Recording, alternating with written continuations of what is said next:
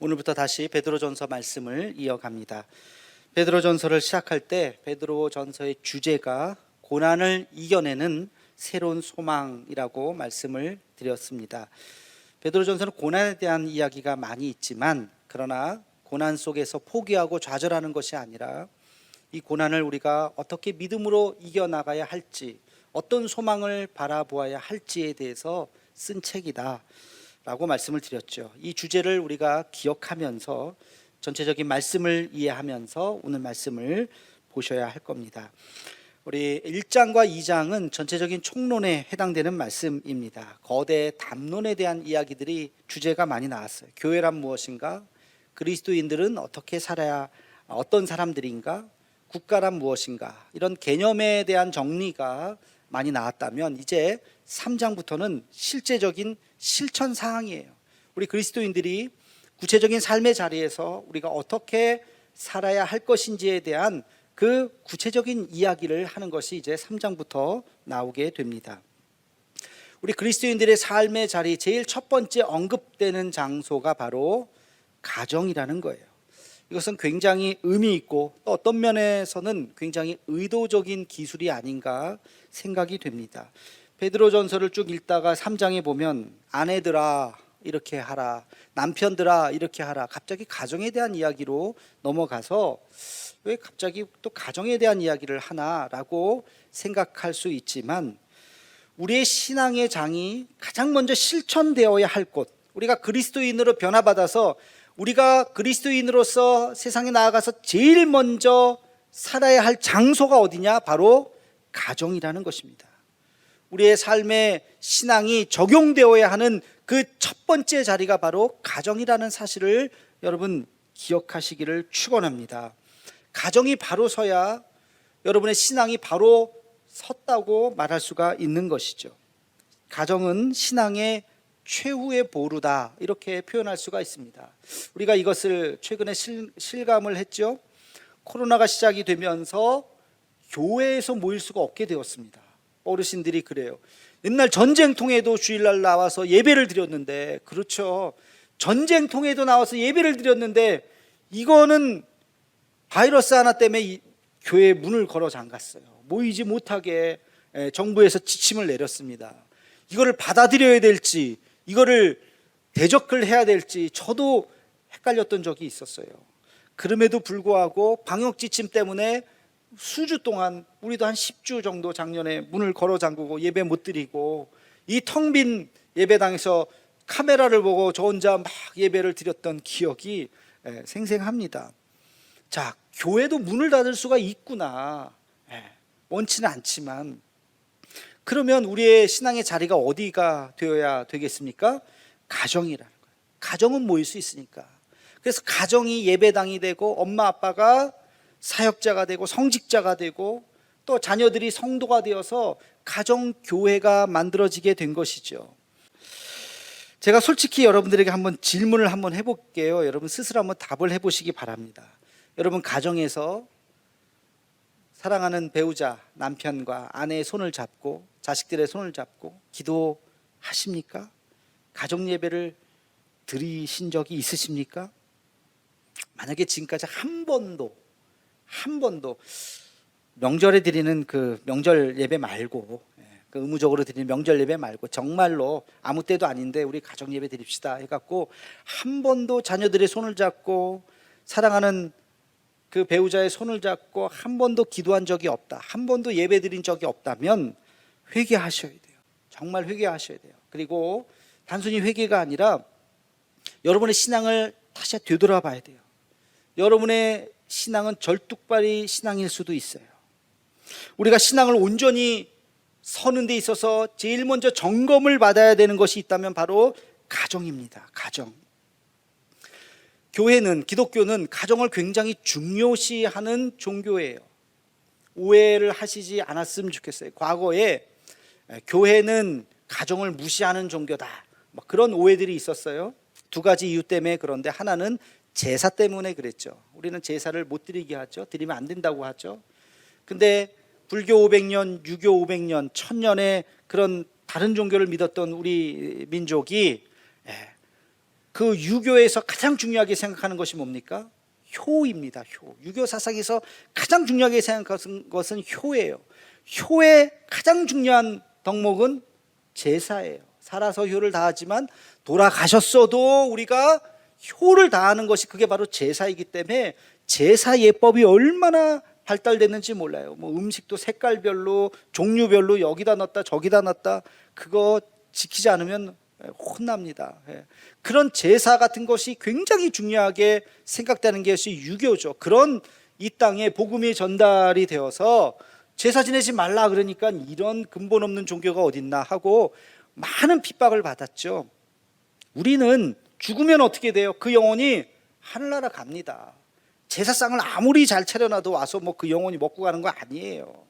그러니까 제사는 의미가 없는 거예요. 단지 그 날을 기억해서 추도 예배를 드리죠. 그분의 신앙을 기리면서 본받으면서 그 믿음을 본받고자 자녀들이 모여서 예배를 드리는 것이 추도 예배의 의미죠. 그런 것 때문에 기독교가 근본이 없는 종교라고 오해를 받았던 것입니다. 또 하나의 오해는 용어에서 비롯된 것인데요. 우리가 예수님을, 성경에 보면 예수님을 신랑이라고 얘기합니다. 그리고 우리를 신부라고 얘기해요.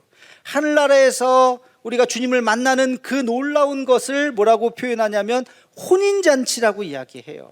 그러니까 신랑 되신 주님, 신부 우리들, 남자들은 뭐 별 생각 없이 받아들이는데 안 믿는 남자들이 있잖아요. 교회 안 다니는 분들이 교회 가면 몇 시간씩 있는데 교회 신랑이 있어? 이런 나를 무시하고 교회에 무슨 신랑이 있어? 이런 말도 안 되는 오해들을 하면서 교회에 대해서 그렇게 핍박을 하고 근본이 없는 가정을 무시하는 종교라고 생각을 하는데 얼마나 참 유치한 것인지 모르겠습니다. 사실 기독교는 가정을 굉장히 중요하게 생각하는 종교죠. 제가 두 가지 이유만 들겠습니다. 하나는 하나님께서 첫사람 아담을 만드셨어요. 혼자 있는 것이 좋아 보이지 않아서 그 짝을 만들어 주셨습니다. 그 짝의 이름이 누구예요? 하와죠. 아담을 만드시고 그 다음 한 사람을 더 만들었는데 하와를 만드셔서 무엇을 만드신 거예요? 가정을 만드셨어요. 최초의 가정을. 하나님께서 생각하는 그 인간의 모습은 가정의 아름다운 모습인 것입니다. 그래서 교회가 가정을 얼마나 중요하게 생각하는지, 하나님께서 얼마나 가정을 중요하게 생각하는지를 알 수가 있는 대목입니다. 또 하나의 예는 예수님께서 십자가에 달려 돌아가시면서 하신 7마디의 말씀이 있습니다. 이거를 뭐라고 이야기합니까? 가상칠언이라 그래요. 근데 가상칠언의 내용을 가만히 보면 예수님의 기도나 독백이나 탄식이에요. 엘리 엘리 라마 사박다니. 이건 뭐예요? 나의 하나님 나의 하나님 어찌하여 나를 버리셨나이까. 이거는 뭐 기도인 것 같기도 하고 탄식이죠. 그렇죠? 어찌하여. 다 이루었다. 이것은 독백이죠. 그렇죠? 내 영혼을 주의 손에 부탁하나이다. 이것은 기도죠. 예수님께서 혼자 하셨던 말씀들이에요. 그런데 예수님께서 제자들에게 하셨던, 제자들을 딱 보고 제자들에게 하셨던 유언이 한 말씀이 남아 있어요. 그게 뭡니까? 보라 내 어머니라. 예수님께서 마지막 가시면서 그 가상칠언이라고 하는 마지막 유언과 같은 말씀을 남기셨는데 그 중에 유일한 한 말씀이 바로 어머니를, 장남으로서 이렇게 젊은 나이에 가면서 홀로 남겨주신 그 어머니를 보시면서 제자들에게 부탁을 합니다. 어머니에게는 뭐라 그래요? 보라 아들이다. 그 부모 자식의 관계를 잘 모셨으면 좋겠습니다. 잘 모셔라 하는 의미에서 말씀을 하시고 주님께서는 십자가에서 죽으셨던 것입니다. 여러분, 이 모습을 보면 우리 주님께서도 가정을 얼마나 소중히 여기셨는지, 우리 부모를 얼마나 소중히 여기셨는지를 우리가 알 수가 있습니다. 기독교 신앙은 가정을 무시하지 않습니다. 매우 중요하게 생각하는 신앙이라고 하는 것을 우리는 잊어서는 안 됩니다.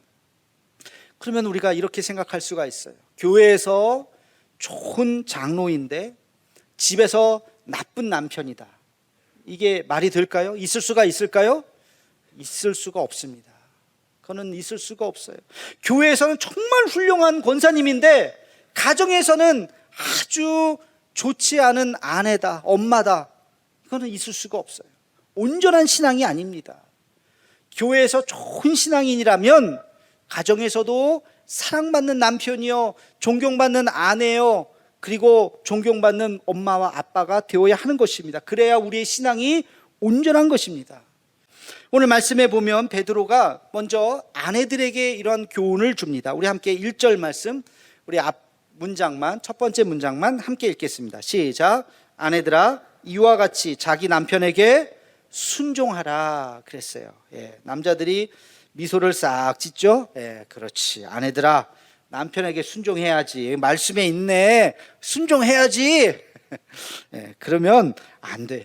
자기 원하는 대로 말씀을 막 이렇게 끼워다 맞추면 이게 신천지 같은 사람들이 되는 거예요. 그러면 안 돼요. 이 말씀의 맥락을 보셔야죠. 전체적인 이야기, 제가 무슨 원어를 얘기하거나 무슨 주석을 얘기하는 것이 아니라 우리 한국말만 잘 알면 그 1절에 뒤에 있는 말씀까지 잘 보면 그게 단순히 내 말 잘 들어, 남자 말 잘 들어 하는 말씀이 아니라는 걸 알 수가 있습니다. 자, 그 뒤에 말씀을 계속해서 한번 읽어보겠습니다. 시작. 이는 혹 말씀을 순종하지 않는 자라도 말로 말미암지 않고 그 아내의 행실로 말미암아 구원을 받게 하려 함이니. 아멘. 남편을 구원하기 위해서 말로 하는 것이 아니라 어떻게 하라고요? 행동으로 보여야 되기 때문에 남편 잘 돌보십시오. 그러면 남편이 주님 앞에 돌아올 것입니다. 이거 전도를 위한 말씀이에요. 이 쉬운 성경으로 제가 한번 읽어보겠습니다. 조금 쉽게 번역된 성경으로 1절 말씀을, 이와 같이 아내들은 남편에게 순종하십시오. 그러면 하나님을 멀리하고 그 말씀에 귀를 기울이지 않던 남편들도 아내의 순종하는 모습에 의해 하나님을 믿게 될 것입니다. 억지로 설득하려는 100마디 말보다 온전한 행동이 남편을 감동시킬 것입니다. 그러니까 전도를 위해서 그 당시는 남자들이 다 주님을 모르고 있었기 때문에 먼저 믿은 여성들이 가정에서 남편을 잘 돕고 잘 섬기면 남자들이 단순하잖아요. 남자들 단순합니다. 마음이 열려서 아이고 우리 아내가 예수님 믿더니만 달라졌네, 그러면서 여보 오늘 한번 같이 갑시다 그러면 따라 나선다는 거예요. 그런 의미에서 순종하라고 하는 말씀을 한 거지 남자가 윽박 지르기 위해서 하는 말씀이 아니라는 것을 여러분 오해하시지 않기를 바랍니다. 그런데 이 베드로전서에서 베드로가 여성들에게 정말 해주고 싶은 이야기는 3절과 4절에 나옵니다. 우리 함께 같이 읽겠습니다. 시작. 너희의 단장은 머리를 꾸미고 금을 차고 아름다운 옷을 입는 외모로 하지 말고 오직 마음에 숨은 사람을 온유하고 안정한 심령에 썩지 아니할 것으로 하라. 이는 하나님 앞에 값진 것이니라. 아멘. 단장을 하는데 금으로 단정하고 머리를 꾸미고 아름다운 옷을 입는, 다시 말해서 외모에 그렇게 신경 쓰지 마세요. 단장은 외모를 하는 것이 아니라 뭘 하라고요? 마음을 하는 것입니다. 요 3절 4절도 제가 쉬운 성경으로 다시 한번 읽어보겠습니다. 화려한 옷이나 보석을 걸치거나 머리치장을 한다고 여러분이 아름답게 보이는 것은 아닙니다. 진정한 아름다움은 내면의 아름다움에서 나오는 것입니다. 온유하고 정숙한 마음을 가진 사람이 정말 아름다운 사람입니다. 이러한 아름다움은 없어지지도 않으며 하나님께서도 귀하게 보시는 것입니다. 어떤 아름다움을요? 내면의 정숙한 마음을 가진 내면의 아름다움을 꾸미십시오 라고 지금 베드로가 아내들에게, 여성들에게 하는 말씀이에요. 근데 여러분, 이것은 여성들만이 아니라 우리 모두가 들어야 될 말씀입니다. 내면의 아름다움을, 외모를 꾸미는 것이 아니라 내면의 아름다움을 꾸며야 하는 것입니다. 자, 결혼 주례를 할 때마다 똑같은 본문에 또 똑같은 제목으로 말씀을 전합니다. 에베소서 말씀, 사랑하고 존경하라. 이것이 제가 결혼 주례를 할 때마다 하는 똑같은 말씀이에요. 사랑하라고 하는 것은 당연히 사랑해야죠. 근데 결혼은 연애를 해서 이제 사랑이 끝나는 시간이 아니라 사랑이 시작되는 시간이에요. 연애는 진짜 사랑이 아니에요. 결혼을 통해서 진짜 사랑을 하는 시간이죠. 더 깊이 사랑하라는 것이고, 그리고 두 번째가 중요해요. 서로 존경하라는 것입니다. 어떻게 존경을 합니까? 존경받을 일을 해야 존경하는 것이죠. 서로 볼 때 우리가 사람한테 언제 실망을 해요? 너무 세속적일 때 실망하죠. 너무 속물일 때, 너무 이기적인 모습을 볼 때 저 사람에게 내가 실망했어. 반대로 누가 더 존경스럽게 보입니까? 정말 큰 그릇일 때, 넉넉할 때, 작은 이득이 아니라 의를 위해서 자기의 한 몸을 던질 때, 이야, 참 저분 참 훌륭하다, 존경할 만하다라고 생각을 하게 되는 것입니다. 남편과 아내가 한평생 살아가면서 서로 못 볼 거 다 보잖아요. 서로 너무너무 잘 알잖아요. 근데 알면 알수록 너무 속물이네. 우리 남편이, 우리 아내가 돈만 좋아하네, 뭐 이렇게 속물이네. 만약에 그렇다면 어떻게 존경할 수 있겠어요? 그게 아니라 정말 너무 지혜롭네. 야, 이런 모습이 있었구나, 이런 참 큰 마음이 있었구나. 서로 존경할 생각을 갖도록 행동을 해야 되는 것이죠. 여러분, 자녀들에게도 얘들아 돈 많은 직업으로 가야 된다, 그렇게 가르치겠습니까? 그렇게 가르치면 안 되죠. 돈을 보고 직업을 선택하는 것이 아니라 정말 의미 있는 일, 너가 잘할 수 있는 일, 하나님 앞에 영광 돌릴 수 있는 그 일을 지금 힘들더라도, 혹시 지금 박봉이라 할지라도 그 일을 통해서 한평생 주님 앞에 나가라 라고 말을 해야 되고, 그런 것을 선택할 때 격려를 해 주어야 하는 것입니다. 근데 작은 이득을 위해서 선택한다면 이것만큼 참 안타까운 일이 없겠죠. 우리 그리스도인들은 세상을 살면서 돈보다 사람이고 물질보다 생명이 더 중요하다는 사실을 우리가 믿고, 우리가 서로 그렇게 살아갈 때 서로가 서로를 존경할 수 있는 줄로 믿습니다. 우리 가정에서도 존경받는 남편이 되시고, 존경받는 아내가 되시고, 또 존경받는 부모님이 되시기를 주님의 이름으로 축원합니다. 자, 이제 두 번째, 남편에게도 당부합니다. 우리 7절 말씀을 함께 같이 읽겠습니다. 시작. 남편들아, 이와 같이 지식을 따라 너희 아내와 동거하고 그를 더 연약한 그릇이요 또 생명의 은혜를 함께 이어받을 자로 알아 귀히 여기라. 이는 너희 기도가 막히지 아니하게 하려 함이라. 아멘. 짧은 한 구절에 굉장히 많은 의미가 함축되어 있어요. 네 가지 당부가 있어요. 첫째는 아내는 함께 동거하는 자다. 다시 말해서 부부는 함께 동거하는 자다. 둘째, 아내는 육체적으로 더 연약한 자다. 셋째, 아내는 생명의 은혜를 함께 이어받을 자다. 하나님이 주시는 은혜를 부부가 함께 이어받는 거예요. 그리고 네 번째, 아내를 귀히 여겨라. 이 이야기가 지금 다 담겨져 있습니다. 시간 관계상 제가 한두 개만 말씀을 드릴게요. 여러분, 부부는 함께 동거하는 사람들이에요. 다시 말해서 헤어져서 살면 안 되는 것입니다. 부부가 떨어져서 산다? 어쩔 수 없이 일시적으로 그럴 수는 있어요. 뭐 일 때문에 잠깐, 그 잠깐이 뭐 며칠인지 몇 달인지는 제가 모르겠습니다만, 뭐 어쩔 수 없이 잠깐 헤어지는 건 뭐 있을 수는 있겠죠. 그러나 1년, 2년, 3년씩 떨어져 산다? 심각하게 생각해야 됩니다. 같은 공간에서 단순히 먹고 자는 것뿐만이 아니라 여기서 말하는 동거라고 하는 것은 마음을 나누는 겁니다. 서로의 생각을 나누는 거예요. 살다 보면 생각이 변하죠. 생각이 변합니다. 20대 때의 생각과 40대 때의 생각이 어떻게 같겠습니까? 60대의 생각이 또 어떻게 같겠습니까? 내가 생각이 변화가는 그런 과정들, 어떤 사건을 경험하고 어떤 일들을 경험하면서 이렇게 살면 안 되겠구나, 이렇게 살아야 되겠구나, 이런 것들을 함께 대화하면서 나누는 거예요. 난 요즘에 이런 생각해, 난 요즘에 이런 일을 통해서 이런 걸 깨달았어 하는 것들을 함께 같이 나누는 거죠. 여러분, 나이 들면 음식도, 좋아하는 음식도 달라진다 그러죠. 그렇죠? 네. 그런 음식도 입맛도 달라지는데 그런 것들을 함께 같이 나누어야 합니다. 대화를 깊게 할 수 있어야 돼요. 자신의 서운함까지도 말할 수 있어야 돼요. 그래서 위로받고 격려해주고, 그게 진정한 부부인 것입니다. 이것이 동거라는 단어예요. 우리 대도의 가족들은 함께 그런 마음을 나눌 수 있는 부부가 되기를 주님의 이름으로 축원합니다. 또 한 가지, 여러분, 아내는 육체적으로 여성이에요. 다 그런 건 아니겠지만 대부분 여성이 더 약하죠.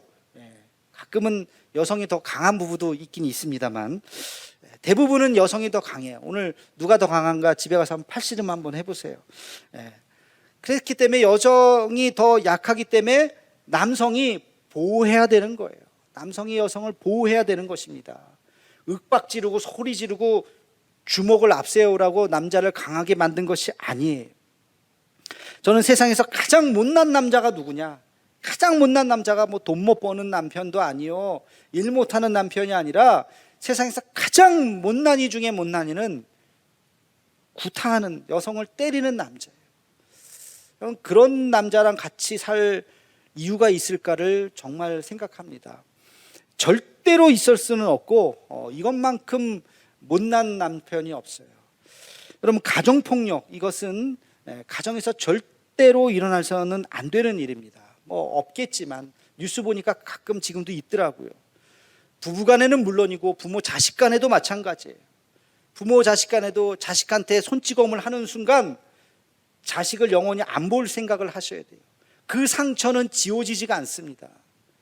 자식을 기르다 보면 화날 때가 있어요. 때리고 싶을 때가 있어요. 그러면 어떻게 해야 될까요? 참다 도저히 못 참겠다 그러면 사랑의 매를 갖고 와야 돼요. 그리고 너 잘못했지 인정하게 해야 돼요. 그리고 몇 대 맞을래? 본인이 한 대요 그러면 한 대를 세게 때리고, 10대요 그러면 좀 살살 때리고, 그래서 본인이 인정한 만큼 본인이 맞게 해야 돼요. 그래야 상처가 없습니다. 근데 화가 난다고 내 감정을 실어서 그렇게 손찌검을 해버리면 그 상처는 영원히 갑니다. 그러니까 만약에 과거에 그런 일이 있었다, 그럼 어떻게 할까요? 회복해야죠. 어떻게? 사과해야죠. 무릎 꿇고, 그것이 부인이든 그것이 혹 남편이든 그것이 자녀든, 여보 미안해, 내가 그때, 얘들아 미안하다, 내가 그때 실수했다, 잘못했다, 용서해다오 하고 사과를 해야 됩니다. 7절에 보면 마지막에 참 뜻밖의 재미있는 표현이 하나 나와요. 보니까 이는 너희의 기도가 막히지 아니하게 하려 함이라.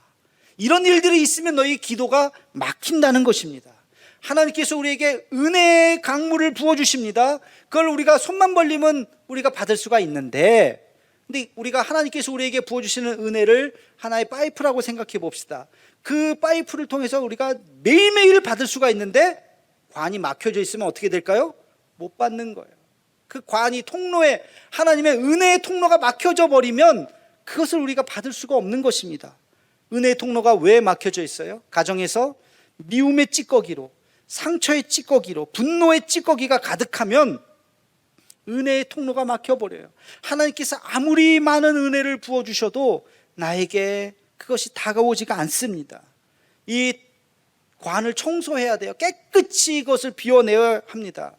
미움을 사랑으로, 상처를 회복으로, 분노를 용서로 바꿔야 합니다. 가정에서 그런 회복의 역사가 일어날 때 하나님께서 우리에게 부어주시는 은혜를 날마다 느낄 수가 있는 거예요.